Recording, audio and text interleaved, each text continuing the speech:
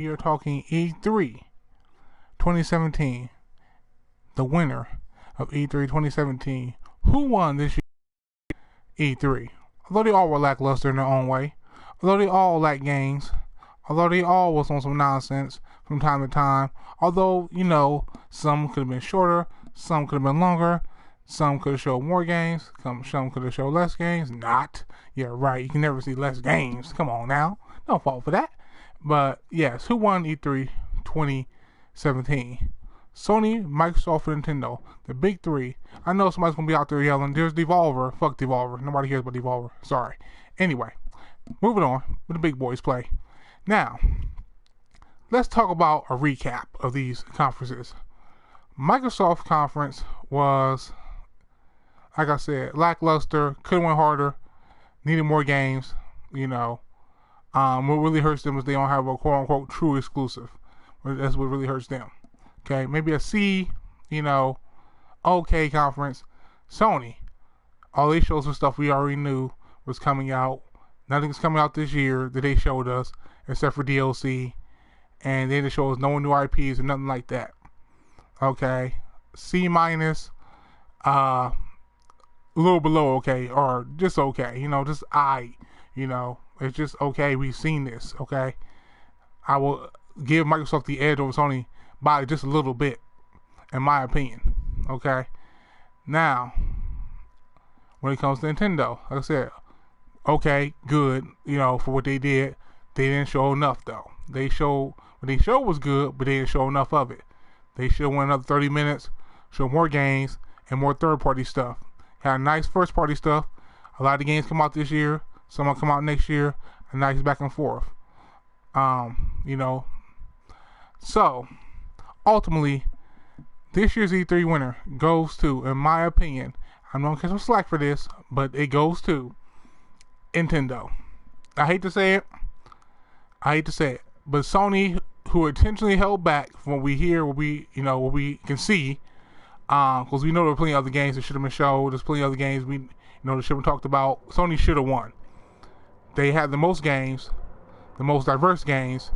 They should have won. If they had came out with all their big guns, they had dropped Sucker Punch's new game. I apologize for airplane in the background. Sorry about that. But I can't control those planes. What can you do? If they had showed Sucker Punch's new game, Last of Us Part 2 gameplay, if they had showed some new IPs, 2-3 new games coming down the line, you know what I mean? Then it would have been a different story. They showed none of that. They didn't show us nothing new. They didn't show us, the games we really wanted to see. Rockstar was on stage, debuting or demoing Red Dead 2. We wanted to see this stuff. You know what I mean?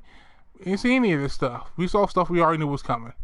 It sure looked good, but I don't, a pizza, I could eat a pizza, go get a pizza from one of my favorite spots, my local favorite spots, or even a chain, let's say hypothetically, a Pizza Hut. I can go to a Pizza Hut. That pizza look good, right? Pizza look good. Okay, it's fresh out the oven, but it's not like I ain't had it before. It's not like I don't know what to expect when I taste it. You know what I mean? So I know what's coming. I know what it is. I know what it's about, and it's good. But I've had this before. I've done this. Nothing special anymore. It's still great and all, but I need more. You know what I mean? So I feel like Nintendo delivered that. They delivered games that people were looking forward to come out this year. They delivered games that people did not expect them to come out with, like Rocket League on Switch, to come out this year. Mario Odyssey, the game looks great. For Mario titles, if you're into Mario, the game looks good, and it comes out this year on Switch. NBA 2K17 is coming out this year on Switch. There's rumor that WWE 2K17 is coming out this year on Switch. And again, the biggest thing is that means the game will be portable. If you got a good version of these third-party games, not no get version, but a good version of the third-party games running on your Switch, maybe 700p, 800p, whatever the case may be, 30 frames per second, solid. That's sweet. That's sweet. You can't downplay it. That's sweet. Be able to run third-party games anywhere in the world. Take them to your job. Take them on the bus, school bus, a taxi cab, your Uber, whatever.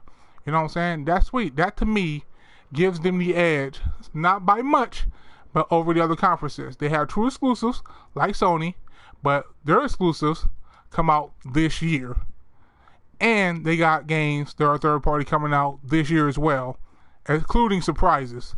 They gave us everything we wanted. We got surprises, we got exclusives, both this and next year, and we got third party games for Nintendo platform. Sure, we need more. Sure, we can always use more, but they delivered on those, and we got surprises. We got what we asked for from E3 from them. Should be more of it. But overall, I feel Nintendo gave us the most for the time that we watched them over the other two, which is quite sad.